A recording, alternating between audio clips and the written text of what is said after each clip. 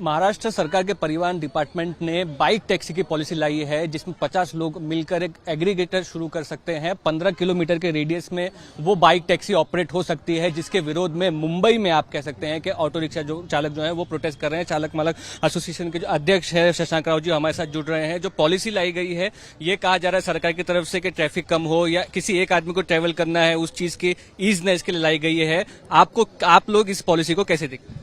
ऐसा है कि कुछ सालों पहले बाइक टैक्सीज इलीगली शुरू हुई थी पूरे महाराष्ट्र में। हमारे संगठन ने उसका विरोध किया, उस पर रोक लाई गई।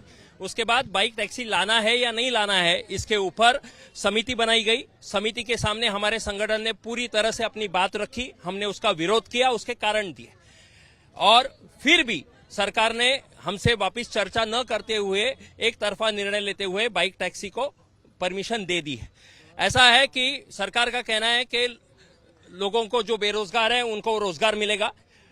स्वयं रोजगार के बहुत विकल्प है और स्वयं रोजगार के लिए ही ऑटो रिक्शा बनी है और ऑटो रिक्शा चालक मालक पूरे महाराष्ट्र में 15 लाख है। ऑटो रिक्शा के व्यवसाय पे 15 लाख से ज्यादा कुटुंब आज निर्भर है।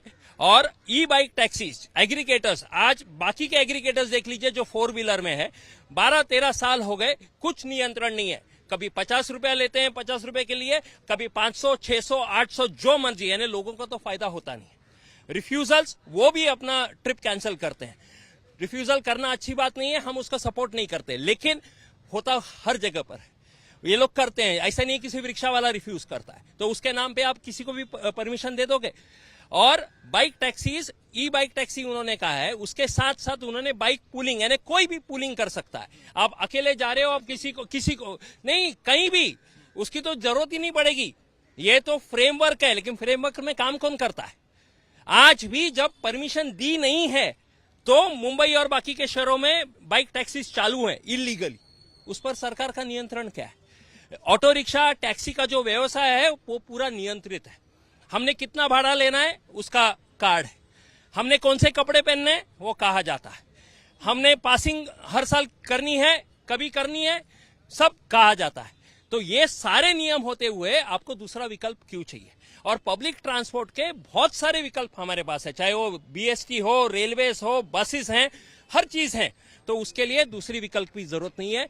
कुछ प्राइवेट सेक्टर के लोगों को खुश करने के लिए ऐसी पॉलिसी न लाई जाए जिससे महाराष्ट्र के 15 लाख रिक्शा चालकों मालकों का घर उद्ध्वस्त हो। मुंबई में ऑटो रिक्शा सबब एरिया में चलती है, तो क्या टाउन में अगर वो बाइक टैक्सी लाए उसको भी विरोध है?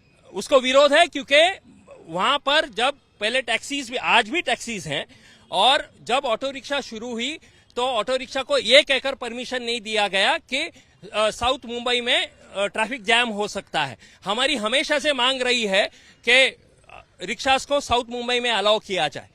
तो हाँ, तो सरकार ने हमेशा कहा कि उधर ट्रैफिक का इश्यू होगा, इसके लिए हमको अलाउ नहीं किया है। आरटीओ में आप निवेदन आज दे रहे हैं, सरकार इस पॉलिसी के साथ आगे जाती है, जैसे आज आप लोगों ने स्ट्राइक नहीं किया, आगे की रणनीति आप लोगों की क्या रहेगी? अगर ये पॉलिसी आगे तय करेंगे, पहले निवेदन देकर आएंगे, उसके बाद डिसाइड करेंगे क्या। शशांक राउत थे जिनका कहना है ऑटो रिक्शा वालों का मुंबई में प्रोटेस्ट है, बाइक टैक्सी जो लाई गई है मुंबई में पॉलिसी या महाराष्ट्र में उसको विरोध है। कैंपस साई प्रसाद पाटिल के साथ मुस्तफा शेख, आज तक।